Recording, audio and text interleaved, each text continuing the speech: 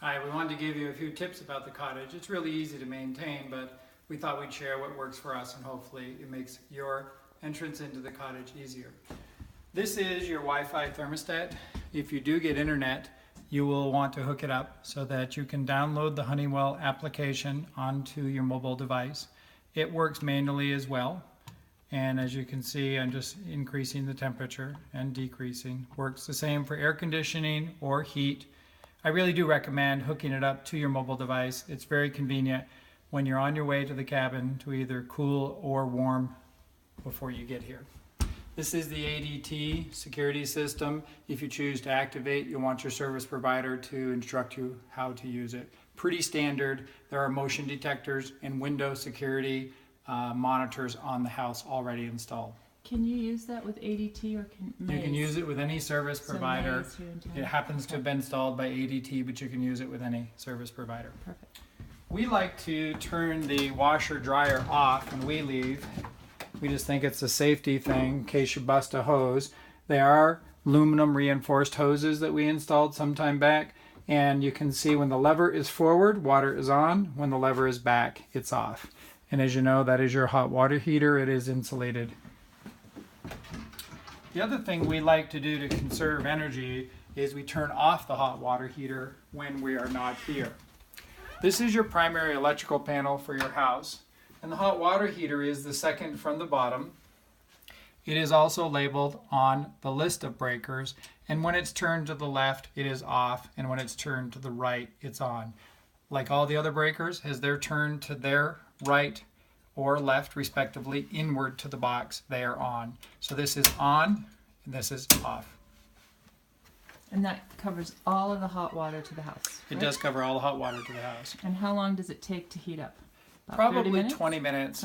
20 minutes when you come in. Okay. Even though there is central heat and air conditioning, all of the rooms have independent backup wall heaters. In fact, there's the wall heater for this room down on the floor area.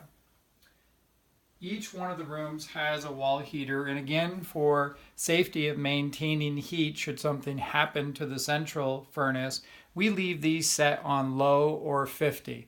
That means if the furnace fails for some reason, the house will not freeze up, and you'll have a backup heating system as well. I would head to the kitchen.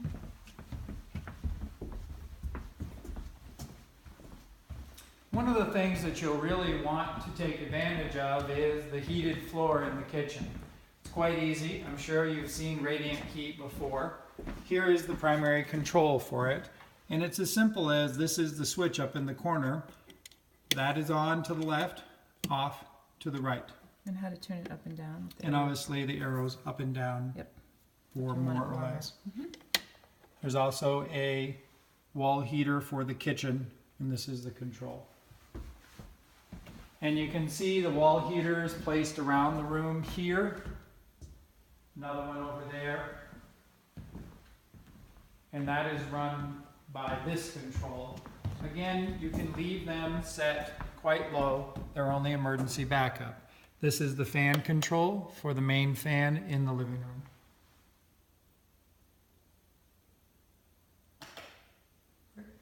Fireplace. Now the last thing I want to show you is tips and traps of how to start the wood furnace Fireplace. insert.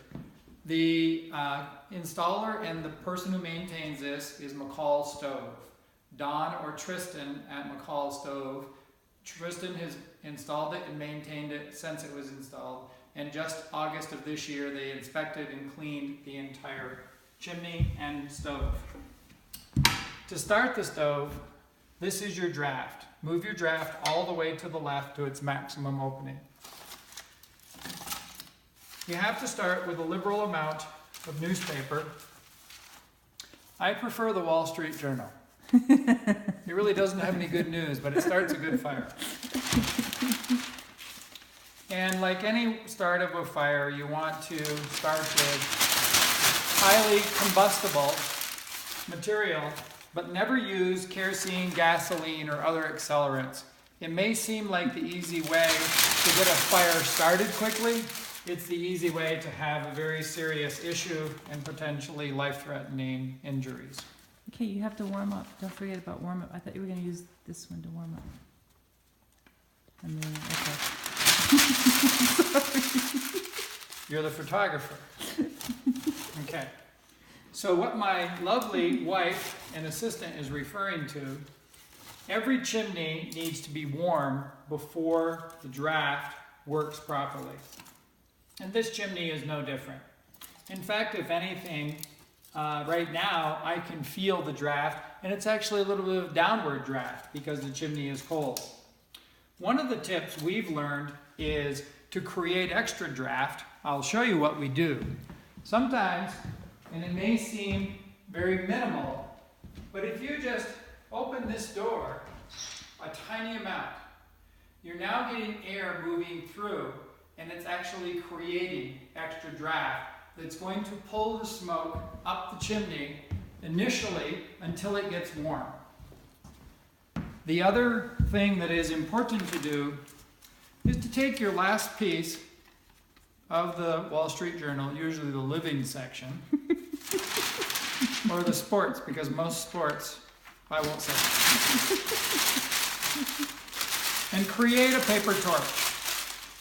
Light your torch, and then hold it up towards the top of the insert, and it's going to heat the air in the top and create a natural draft up.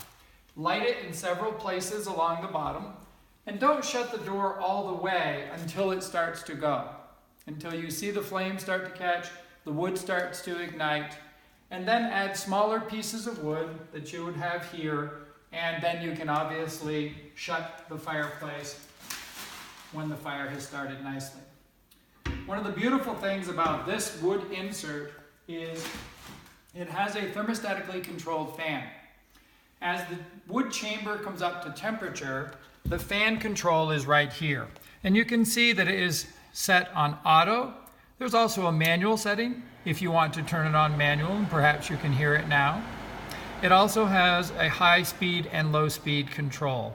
We typically leave it on high and auto, because then when the chamber comes up to temperature, it automatically will come on. The air actually moves out from here, it circulates around back of the chamber and comes out here. And it heats the whole house. And it heats the whole house. Sometimes more heat than you want.